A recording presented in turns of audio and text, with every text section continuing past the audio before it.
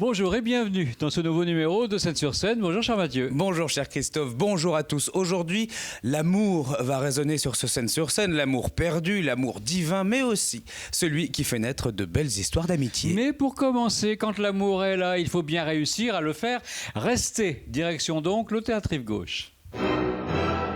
25 ans de mariage, alors pour certains ce n'est que le début d'une longue route qui reste encore à parcourir, pour d'autres une étape à franchir avec son lot d'étincelles à raviver sous peine de voir son feu sacré s'éteindre à jamais. Dans Ave César, au Théâtre Rive Gauche, Didier et Corinne, ils en sont là, hein. Ils sont certes amoureux, leur vie est stable, rangée sans encombre, mais pas vraiment folichonne lorsque la chambre à coucher devient le théâtre de leur fin de journée. On peut même dire que Christelle Reboul, alias Corinne, aimerait bien que Frédéric Bourali, alias Didier, soit un peu plus entreprenant et qu'il lui accorde un peu plus d'attention. Alors c'est décidé, ils passeront le week-end à l'hôtel, armés d'un guide sexuel. Un guide sexuel pour les nuls. Ils vont redevenir les amants d'autrefois, les tourtereaux de leur jeunesse, les amoureux transis pour qui la nuit rimait avec folie. Mais attention, si Corinne se conjugue avec audace, pour Didier, quitter sa routine de pépère s'annonce plutôt comme un calvaire. Corinne. Didier, Comment ça s'appelle déjà ici? l'hôtel, Oui, mais non, mais comment ça s'appelle? L. Donnez un surnom à vos parties intimes. Tu l'appellerais comment, toi, alors? César. Ah oui, César? Ça veut dire que t'es parfaite comme tu es. Oh merde! Laisse-moi te dire une chose, Didier Lannion. T'es taillé comme une bouteille de Perrier. Je t'ai amené ici pour voir ce qu'il reste de nous. C'est un test ou quoi? D'un côté 25 ans de mariage, puis de l'autre ce week-end à la con là. Ok. Ouais, ok. Si le sujet de la pièce semble tourner autour des nuits d'amour, hein, c'est en fait toute la vie d'un couple qui va se retrouver sur le tapis. Des confessions sur l'oreiller dont ils avaient forcément besoin et des remises en question fondamentales sur la vie de leur idylle. Cette pièce écrite par Michel Rimmel a déjà fait le tour du monde et grâce à l'adaptation d'Éric Logérias et de Raphaël Potier, c'est la toute première fois que le public français a la chance de pouvoir y assister. Éric Logérias, vous en parliez, Éric Logérias qui signe également la mise en scène et qui a su user de ses talents d'homme jukebox pour faire sortir de Christelle Reboul et de Frédéric Bourali la meilleure musique du rire, de la tendresse, mais aussi de l'exquise autodérision. La musique du rire. Oui. Un vrai bon moment de théâtre qui nous rapproche inévitablement de la situation de ces deux personnages, tous les deux très attachants à leur manière. Ave César, c'est en ce moment au Théâtre Rive Gauche. On ferait l'amour sur le canapé pendant que je regarde les infos. Ça fait quand même beaucoup de choses à faire pendant que je regarde les infos. Oui, c'est mon fantasme. Mon fantasme par Didier Lannion. On n'aurait pas un autre de fantasme. S'il te plaît. On est dans la merde et on fait rien pour s'en sortir.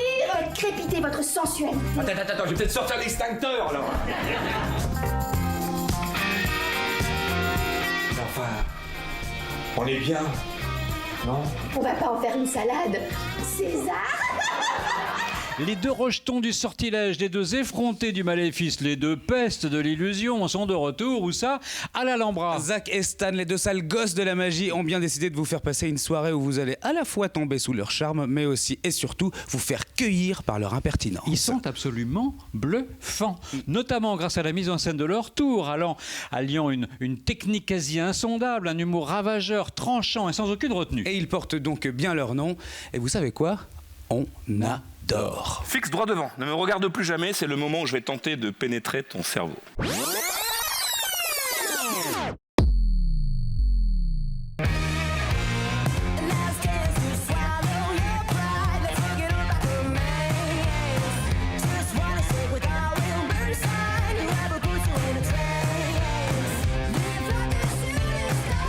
Tu veux bien venir allumer toi-même le pétard? Parce que nous-mêmes on peut pas avoir des questions d'assurance.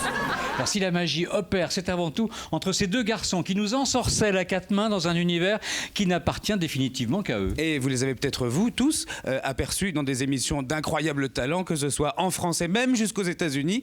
Mais c'est véritablement sur scène en face de nous qu'ils nous en mettent plein les yeux. Ils seront à partir du 22 février à l'Alhambra et vous pouvez retrouver d'ailleurs toutes leurs dates sur leur site zacestan.com. Alors, dernière petite mise en garde. Si par hasard vous vous retrouvez dans leur viseur, eh ben la magie ne piquera peut-être pas que vos yeux.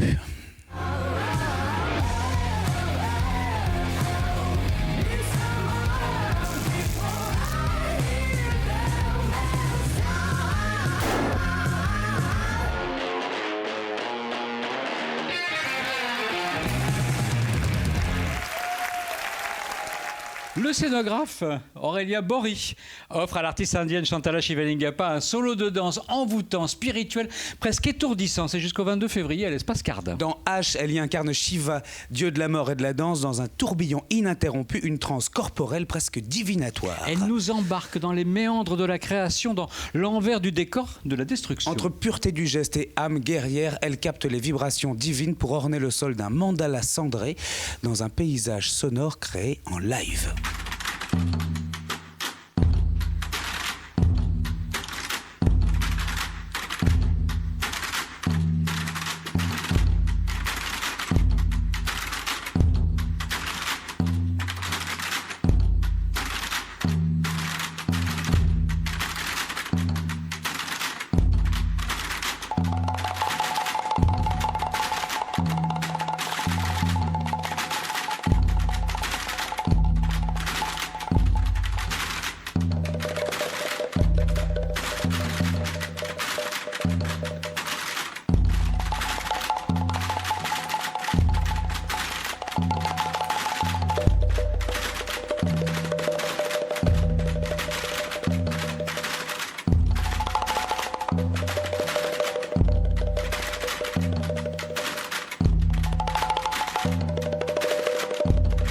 Dernier opus de cette trilogie offerte à des danseuses, Aurélien Bory s'empare encore une fois du corps intégral de l'artiste pour laquelle il écrit. Et il faut dire qu'il a trouvé en Chantala Shivalingappa une interprète de choix poétique à souhait et dont l'esthétique du mouvement rend ce spectacle assez troublant. Un solo créé sur mesure où la danseuse salue Shiva jusqu'à s'y superposer grâce à technique qui rend l'équilibre parfait entre racine et modernité. H, c'est jusqu'au 22 février à l'Espace Cardin.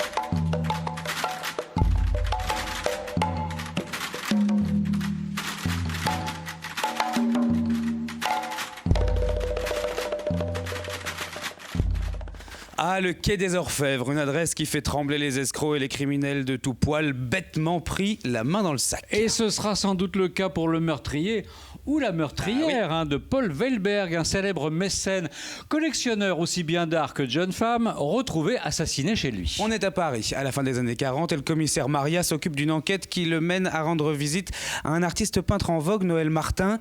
Il vit avec sa femme, la charismatique Belle, et tous deux connaissent particulièrement bien Weilberg. L'attitude du couple, un peu trop nerveux à l'annonce de la mort de leur ami, va quand même intriguer fortement le commissaire et lui mettre un peu la puce à l'oreille. Vous avez lu le journal? Non, je me réveille juste. Monsieur Weilberg a été assassiné.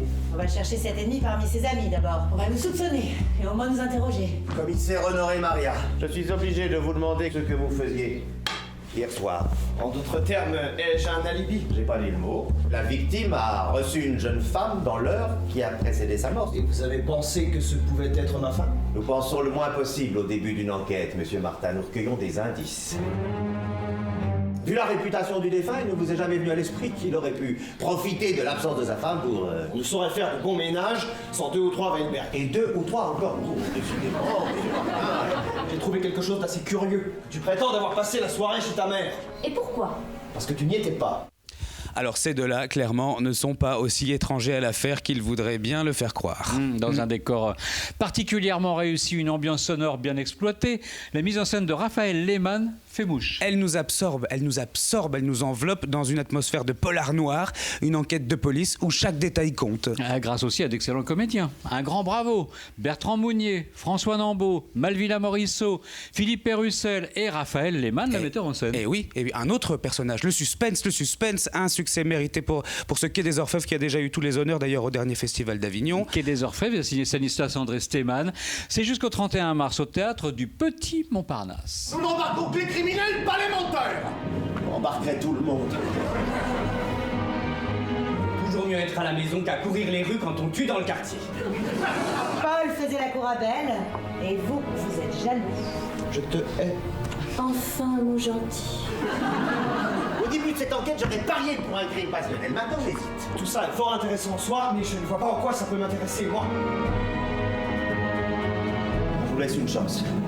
Quelle chance? La dernière. Celle de me dire la véritable raison qui vous a poussé à me mentir jusqu'ici. Direction Christophe pour finir à présent l'Opéra Bastille qui propose en ce mois de février une énième reprise de sa production de 1995 de Lucia de Lammermoor, le chef-d'œuvre absolu de Gaetano Donizetti. On se souvient à la création de la bronca des spectateurs, le mot n'est pas trop fort, pour cette production du metteur en scène Andréi Serban, les esprits entre-temps lui trouvant finalement quelques belles qualités. Alors on se souvient de l'histoire tous, on est au sud de l'Écosse, Lucia retrouve à chaque aurore un mystérieux jeune homme dont elle est amoureuse, Edgardo de la lignée des Ravenswood. Mais comme dans Roméo et Juliette de Shakespeare, eh bien, les amants sont issus de deux familles ennemies et n'ont pas le droit de s'aimer.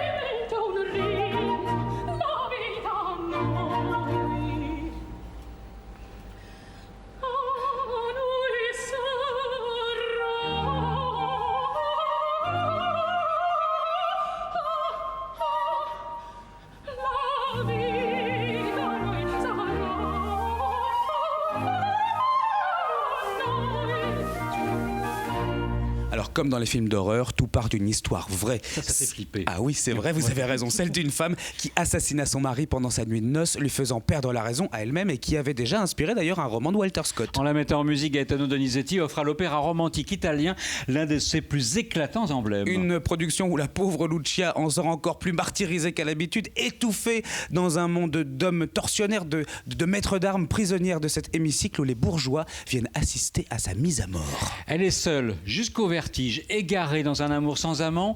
Peu de destins lyriques auront été si constamment tragiques et le rôle d'ailleurs exige de son interprète une technique exceptionnelle et une grande sensibilité dramatique. Eh bien, c'est ce que tente de nous démontrer la jeune soprano Brenda Ray, notamment dans un air de la folie particulièrement attendu. Et à ses côtés, Mattia Olivieri, Javier Camarena complètent le casting de ce chef-d'œuvre majeur du bel canto. Lucia de Lammermoor de Donizetti, c'est du 18 février au 10 mars à l'Opéra Bastille.